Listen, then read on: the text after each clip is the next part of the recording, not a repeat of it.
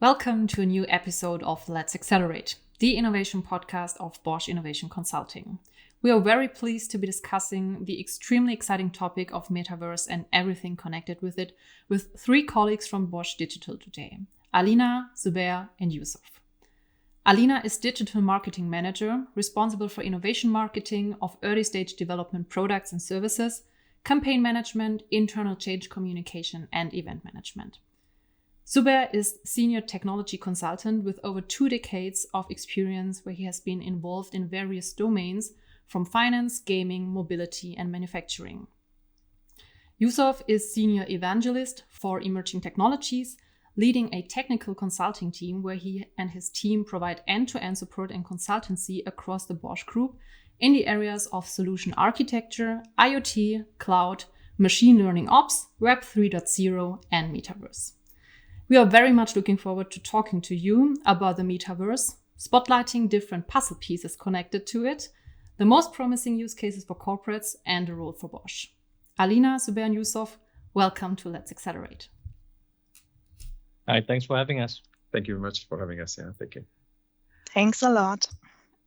Before we jump right into the topic of metaverse today, I would love to talk with you about Bosch Digital, a newly formed unit at Bosch. So can you briefly tell us about what Bosch Digital is? Sure. So Bosch Digital is a newly formed unit with 10,000 experts all around the world. And our mission is to really shape together with our customers, the Bosch business units, the digital future of Bosch by building up digital business and also leveraging efficiency. And together we will open new horizons through digitalization and also shape tomorrow with the Bosch business units. No, I would say that sounds very promising and important step for Bosch. Now, it is. Yeah, I think so. Coming to the main topic of today's episode, so the metaverse, and as this is quite a buzzword today, still it is kind of defined, a bit blurry or not really easy to grasp. And when you follow online discussions or talk to people, some even say that the metaverse, as we speak, does not really exist yet and is still to come. So talking about metaverse, other terms come up like virtual reality, blockchain, and other technology terms. And to start the podcast here on a common basis, I would be very much interested in how you define the metaverse, or what's your perspective of it? Yeah, a very good question. I mean, for us, we see the metaverse, it's, massively scaled and interoperable network of real-time virtual worlds. They can provide immersive experience for the users, and they are persistent and they are effectively unlimited. User can join this worlds. If you say that maybe it's a buzzword, if you look to the media, there is different definitions. People see it as the next evolution of internet or web, internet in 3D, and some companies, they define it based also on their product offering. For us, it is like the 3 characteristics of immersiveness, that it is really, you feel like it's real world you are in. It is a collaborative, that you and me, we can do something together. And persistent is also important, that the things you do in this virtual world stay forever there. So it's not like, you remove the glasses and they are gone. So this is the 3 main characteristics. Mm-hmm. That makes it indeed more comprehensible to me. So, and why do you think this is now such a big topic? So, when we look at the evolution of what we've gone through, like the internet and such, right? In the past, we started out from like an old way of accessing the internet, and we were bound by the technologies we had back then, right? But like what Yousof mentioned, right? Multi-user, massive scale, interoperable. All this came from learning or an evolution we've done in the past, right? So in this case, it's faster internet, better sensors. Machine learning has come to crazy levels now, yeah? So, and with that, we can definitely see possibilities. Yeah. So in this case, we are looking at more experiences, like the GPUs, for example, are so powerful that you can do amazing things. Why not apply it in ways where we can benefit that? Yeah. And so for me, that makes it more comprehensible. And still, I'm a big fan of having concrete examples to make it more tangible. So do you have any concrete use cases that the metaverse does already offer today? Yes, so we have identified 3 main categories: industrial, social, and retail metaverse use cases. And maybe let's start with the social use cases, because they are probably the most apparent and I guess also the most clear ones. So we have seen various examples from the gaming sector that have gotten a lot of public attention, such as Fortnite, Roblox, or Minecraft. But there's really more to it. Marshmello, Ariana Grande, and also I guess it was Travis Scott, to mention just a few artists, they performed for the first time in the metaverse last year. So you can really imagine listening to your favorite artist live and in the comfort of your own home. And this becomes possible with the metaverse. And then another example I see is in the fashion industry. You don't have to travel to Paris, Milan, London, or New York to really witness this latest fashion trends, but fashion weeks have been held by Dolce & Gabbana and I think also Tommy Hilfiger in the metaverse. And also, last but not least, I guess one of my favorite use cases is in the travel business. I'm a major traveler and I have still lots of places on my bucket list. And one of the most forward-thinking metaverse use cases here is virtual tourism. So in this case, the technology really allows you to travel in a virtual world, which is beneficial also for those who are unable to travel and go great distances. So Thomas Cook, for example, they have this called Try Before You Fly program. So it allows you to really virtually see your selected place or hotel before you then go and visit the place afterwards in the physical world. And for businesses such as Bosch, this means that the entire employee experience chain can be reinvented. So with remote work and also workplaces of the future that become virtual, the whole employee relationships can be a lot more immersive, which also includes kind of recruiting and job fairs and also onboarding and training in the metaverse. So you see, I really can't stop telling you all about these examples in the social metaverse because there's so much potential there. And it's also really, driven by these benefits that you have a more interactive and engaged personal experience. And then maybe before I continue with the retail use cases, Zubair, can you tell us a bit about the industrial use cases? Yes, thank you, Alina. So of course, with the industrial internet, that's particularly interesting. I think the industrial internet is what is buoying the whole metaverse topic right now. Why? If you look at the past few years, we have been talking about data as the oil. We've collected massive amounts of data. And we have learned that this data can be used in different ways, right? For the industry, it's no different there. But then something happened, and this was COVID. COVID has proved to us that we needed something to work remotely, for example, as an example, right? And factories still need to run. And when factories go down, it's a big consequence when it comes to cost and such. And what we found is things like, as an example, remote maintenance or remote assistance. This has proved to be quite a big thing. It allows people remotely to come and manage your factory, for example. Yeah. And if you think about training costs are pretty expensive, right? And with the industrial metaverse, it allows you to say virtualize your devices in ways that you can do training without having the physical device themselves. With that.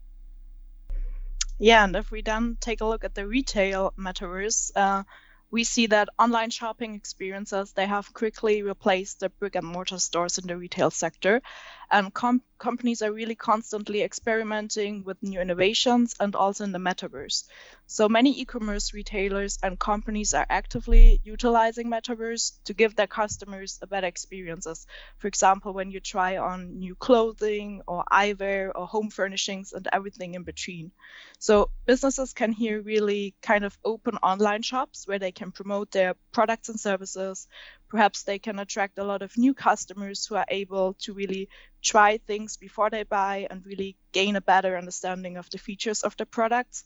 And companies that sell retail and also almost or many luxury goods, they have already started the efforts in the metaverse. So for example, Nike really had customers test virtual goods while playing games in the Nike Land, which is a micro metaverse that they created on the Roblox platform. So it's really critical here for the retail metaverse that brands concentrate on developing these really emotional and engaging retail experiences. And these are the three main categories that we see. So it's social, industrial, and the retail metaverse. Very cool. Thank you very much for showing us those different use cases. And I think it's very exciting when we think about any other additional use cases that might come up in the future.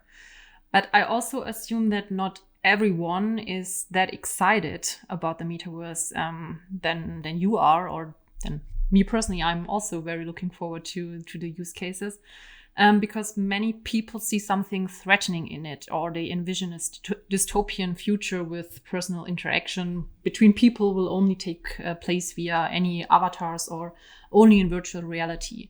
So in your opinion, what are the challenges of the metaverse? On the one hand, for corporates like Bosch, but on the other hand, also for the individuals. So how will it impact the business life and companies, and how will it affect each of us as an individual? Very good question. Maybe I start from the excitement part. I mean, really, it's depend who you ask, and in which country. So if we go, for example, to, maybe in Asia, many people curious about it, right? Because it's something new. If we look to other areas in the world, maybe think a little bit conservative about it. And even, like it is a new trend, it will damage, social part of our life, and it will has an impact, which is true. I mean, this is something also like we have to handle. And if also like before we go to the challenges, I think as Alina started to classify, these different three categories of social, retail, and industry. I mean, challenges is like also related to the acceptance, right? So like the acceptance of the user is very important, and we are talking about like the social and technical acceptance. So like do really I want to stay in let's say in the virtual world for a couple of hours doing my job there, or like talking to friends, or attending a concert, for example, together. So some people open for that. We have also like, the other people who don't think that this is something that they want to do. They want to go out and meet others. If we think about, the technical acceptance, we are still on the using hardware and software, which is not really mature to a certain degree where you feel comfortable to wear, for example, VR glasses for longer period of time. Even with AR, some people has problem after 1 or 2 hours. So this kind of, software maturity, hardware maturity, and also like user acceptance is very important. Other important aspect is the interoperabilities and standard. Now, every company like Meta, like Microsoft, like others, they try to build their own metaverse, which we call it small m. If we want really to achieve the big M, which is like, you can say it's like the internet, you have to connect these small metaverses together. So I can go to Bosch website, and then I can move to Daimler. I can move from Daimler, let's say virtual world or metaverse, to Bosch metaverse, and the other way around. And these interoperability and the standard is very, very big thing, as we are using, like different standards now in the industry. And we are, as a Bosch, also like part of the Metaverse Standard Forum. We are working with many partners in the industry to define this standard. So we look to this, what this means also for our product. So this is in terms of, let's say, the challenges. How also it will impact our life. I mean, if we like it or not, the metaverse is there. Before 20 years, many people were skeptical about, the smartphone was not even smart at that time. But, like many people are saying, kids, sitting in front of the phone. But even now we are doing it as adult. I mean, can we live without phone for 5 hours? It's almost not possible, I don't right? think so. Yeah, and even without internet. And I think this is something will be the same for metaverse. If we like it or not, it is developing, maybe not so quick, but it will be there. We can ignore it for a certain time, but I don't know if this is really good for us, especially on the corporate level. And that will be certain impact if we think, for example, even about the skills, like UX designer now designing a website using, certain tools, and for example, try to take care about certain colors, menus, and so on. Now we are talking about like 3D, right? It's totally different. So like the skills, competencies which we need in the individual and also on the corporate level, it will change for sure. Will happen in the next years. We will see it. This is what I see in terms of challenges. Yeah, and that is super interesting, I think. And to dwell a little bit more upon this, so I think like with any new topic, be it technology or in society, it's always super important to get people involved, and to get them engaged. So how can you engage people and convince them or kind of show that the metaverse is connected to technological innovation, and that's not a threat, but offers many opportunities? Do you have any kind of examples, or what would be your best practices there? Definitely first is education. So, dispelling concerns, and there's definitely going to be a lot of concerns. Everyone will always have that, would be very important. So having strategies for outreach. Yeah. So in this case, having those devices, hardware demos available is always great. And sometimes it's not only just having this demo or hardware, but to find the right ones. I've had experiences where, there are people who are downright naysayers, who are rather negative, being shown certain demos. But, after talking to them and kind of figuring out where they are, and we show them the right things, they completely change their mind, So sometimes it's just about connecting to them. Yeah. Secondly, I think in order to dispel this, we or make it a bit more comfortable, we kind of have to explore. We have to kind of innovate. One of the things is maybe to find intermediary technologies. So, I can appreciate that not everyone can even survive a 5-minute session on VR. We are built differently, right? Yeah. We can learn this, I would say, but that's always going to be the case. So we have to offer alternatives. For example, your mobile phone is quite ubiquitous, right? Everyone has one. How do we use existing technologies for the metaverse along with VR? What we call asymmetric technologies, right? And this thing, I think, will increase a lot more acceptance. Yeah, we need to show options there, I would say. Yeah, and finally, we need to be able to show that the metaverse does not replace people. There's a lot of opportunities for you to a lot more opportunities given. The metaverse is often about enhancing what you do. So typically, if you do, let's take an example of retail, right, or servicing, right? So in this case, you're not replacing the servicing industry. You're just replacing a different medium of connecting people, right? And this kind of things, we kind of have to educate people, yeah? Otherwise, people are going to say like, it's going to either replace jobs, or it's going to kind of remove the real world and we all have to go to the virtual world. That's not the case, yeah? So we just have to dispel these things. Yeah, totally. So I also think, as you already mentioned, the education part is very important. You need to educate the people that they know how to use the technology to be beneficial for their daily life. And I think then the technology is also not a threat anymore. Absolutely. May I add also something? I always look to our smartphone. A smartphone, just like didn't replace the people at the end of the day, just made the life easier, made us more efficient, industry more efficient. Everyone is, really more efficient. And I think this is the main thing. There's always technologies and new trends help us not really, replacing people. Right. Yeah. Zubair and Alina, you already gave us a couple of minutes ago some examples, real life examples for use cases from various industries or segments. Now, I think it's super important to make things tangible, right, and to be more understandable. So I'm very interested in now looking at Bosch. So what role does the metaverse play at Bosch?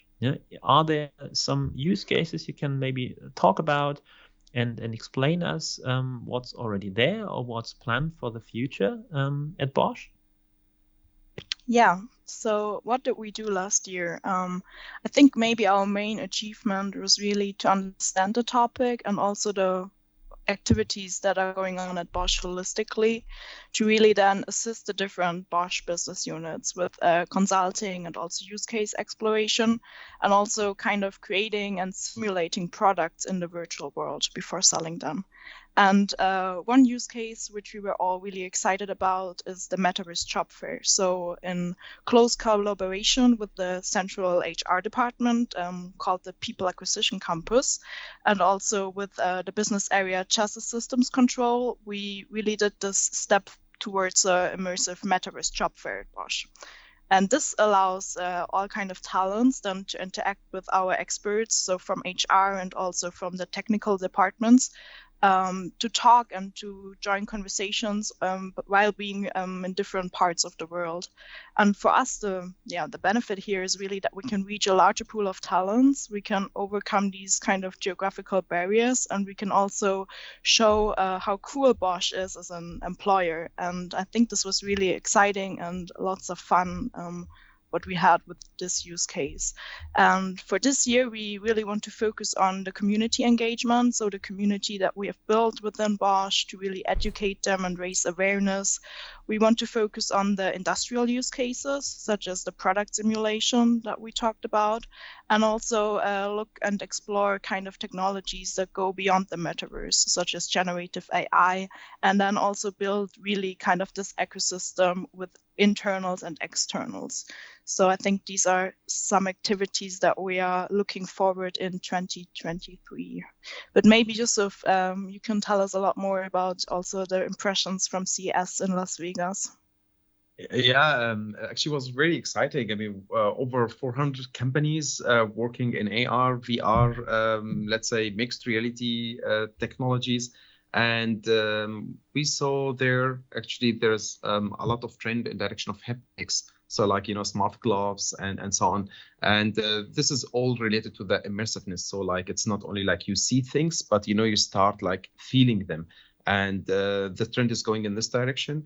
And the topic had really a big weight there. I mean, we met many partners in the CES. We talked about collaboration. And as Alina mentioned, we are looking to work with partners because alone we cannot achieve, much in this direction. We have to collaborate and work together. Yeah. Very cool. Sounds very interesting. And to be honest, I'm a little bit jealous because I also want to be in Las Vegas to visit the CES. I think that's a really cool fair. You are welcome. You can join our team, and next year, hopefully, that we will have something to present there, and we can go together. That would be great. Sounds like a plan, Luisa. Perfect. So, as you know, Manuel and I, we are from Bosch Innovation Consulting, and we're dealing with new business models. So, talking about the business models, what do you think? What are potential new business models in the metaverse? Are there any changes to current business models, or are they quite the same? May I start, and maybe my colleagues also add to that, Alina and Zubair. If we think about the current business models, there is a lot about subscription based. We see this very strong in the automotive industry. So like BMW and other OEMs, they started. If you want certain feature like X, for example, you have to pay for it monthly. And we see the trend of the shared economy in the last years. So we have also a different generation which has different expectation, right? So trying things before buy them. And if we think about Bosch as a company, Bosch producing many products. Now as an end customer, I go to, for example, if I want to plan my kitchen, I go to kitchen studio or company and say, okay, I want to do this and this is the devices I'm looking for. And then, most of the time they don't have it, right? You cannot see the functionalities. Then as an end user, you will go to YouTube, you will go somewhere, ask maybe someone, and try to get information about these devices. Why we don't provide, for example, our products with the possibility to try them in virtual worlds to get to know maybe, their capabilities, and end consumers, made a small fees, and these fees can be deducted from the final invoice, for example, if they buy this product. So this is something that we can think about it in terms of, business model. And if we think also even about collaborative engineering, industrial metaverse, now we are selling a lot of hardwares for the OEMs like vehicle computers and so on. Now, if we have them in the virtual space where also OEM has, different parts, they can test our products in advance and they get confident, for example, that the products will work. And this has helped us to generate maybe more sales and more revenue. And this is also something subscription based which we can do. So we can make them available for 2-3 months based on certain let's say price. So we see the trend, it will go more and more in this direction, and there is a bigger acceptance for this topic. But maybe Alina, you want to add something more and retail maybe. Yeah, before that, I think it is really crucial that we also look at the acceptance rate and the adoption rate of these new business models. And I think especially with the younger generation entering the market, this will definitely rise. So they will already get to know the technology already in the classroom or in the university, and then bring it to our world, to the working and the business world. And I guess they will also drive the investment towards the retail industry, as Yousof just mentioned, or the entertainment industry. Because I guess nowadays, especially my generation, so the Generation Z, they are really drawn to the metaverse for these reasons, that they kind of can experience it virtually. They have social connection there. They want the opportunity to invest in future technology, and also identity in the metaverse here provides this kind of new area for experimentation by building and dressing your avatar however you like. So I think Gen Z is really driving this kind of business models, and I guess they are an early adopter now, but just like our grandmas learn to use social media, all the other generations, I guess, will adapt to the metaverse, and they will drive these new business models, I'm sure, and also they will drive these retail business models here. Yeah, and I might add that, these days the creator economy is the one which is bringing a lot of money. You see TikTok, you see YouTube, yeah, it's massive. The people who are creating content are earning a lot of money. And I think with the metaverse, you are introducing new ways of creating content, yeah, potentially. And I would say it's even putting it on steroids, yeah. There's also opportunities that, companies which yesteryear was based on data and hardware become creator economy companies. Yeah, because with being that they have the data, they have the models, they have the twins and digital twins and such, then you can introduce this to the market, yeah, to create their own content, for example. So it's in the future maybe not only watching cat videos on YouTube, but on being immersed into a place where you can even touch them and play around with kittens. Yeah, that would be cool. Looking forward to it. Yeah. I think it's exciting times to come, honestly. Yeah, I mean, if you think about it, we have in Germany this website eBay Kleinanzeiger, right? So I think in the future will be really this kind of virtual stores. So there will be you buy a product and you have a digital let's say copy of it. Maybe it's connected also digital twin, so you have all the information. And this is also where we can make on the corporate level, some money, right? Because we can make this technology available for consumers. And if I buy your washing machine, for example, I have certified Bosch digital twin where I know that really if this is still in a good shape or not. And for example, as a Bosch, if I know this information, I can offer new services. So if you think from this corner, you will not sell your products in the future only physical. they will be always connected to a digital part, which is also like you will sell or rent, if you want. But you mentioned eBay, right? The other website, it's typically a lonely experience. I sit in front of the screen. I have the only monitor there with the only mouse, and I'm clicking along, but in such use cases in the future, it's a shared experience.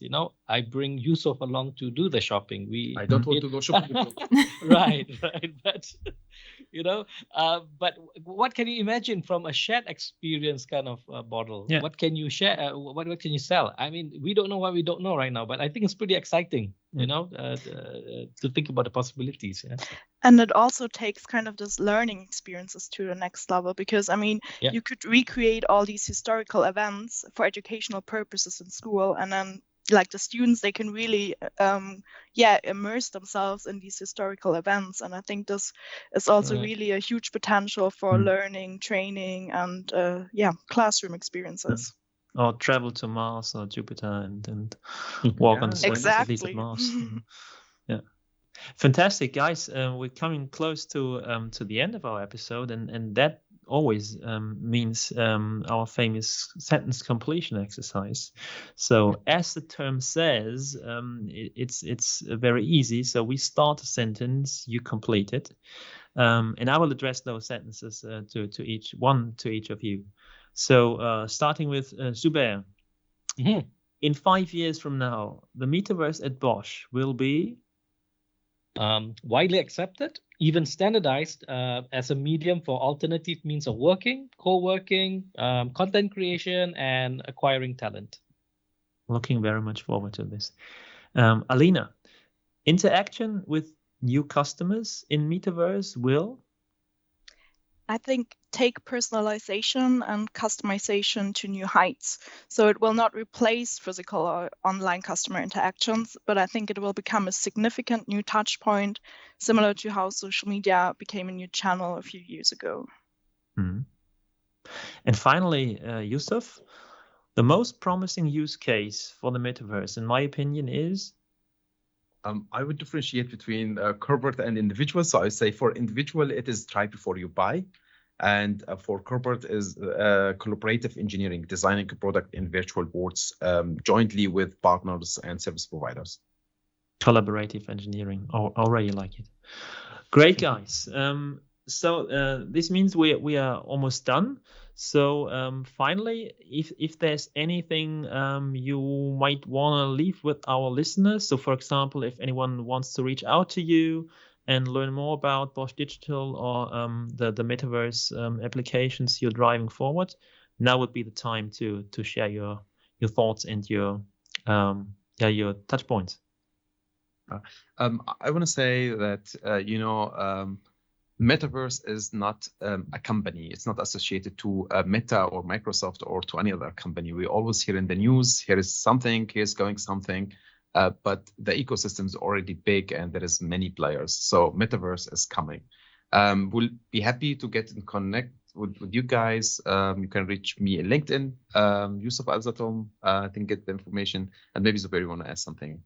Yeah, you can reach me at Zubair LinkedIn as well, at Zubair Mohammad. Yeah. And we do have an email. Yes, it's called metaverse@bosch.com. You can always reach us, metaverse@bosch.com. Yes, and maybe also a few last points from my perspective. So I think really important to mention here is that it's not a finished concept. It is still being created by all these individual creators as we speak now. And don't be afraid. Just try it out yourself. Keep an open mind, and also try to become a part of it so it really also reflects your values. And for me, I think the next thing I want to try is joining a yoga lesson. So I guess there's something for everyone to try it out. And I'm happy to connect also on LinkedIn. There is a yoga app for the VR. If you do not know, we know. Good point. I can introduce you to that. That makes me interesting. Okay, guys, it was our pleasure. Thanks very much for being our guests, and stay tuned on our podcast. Let's accelerate. Cool. Thanks for having us. Thanks for having us.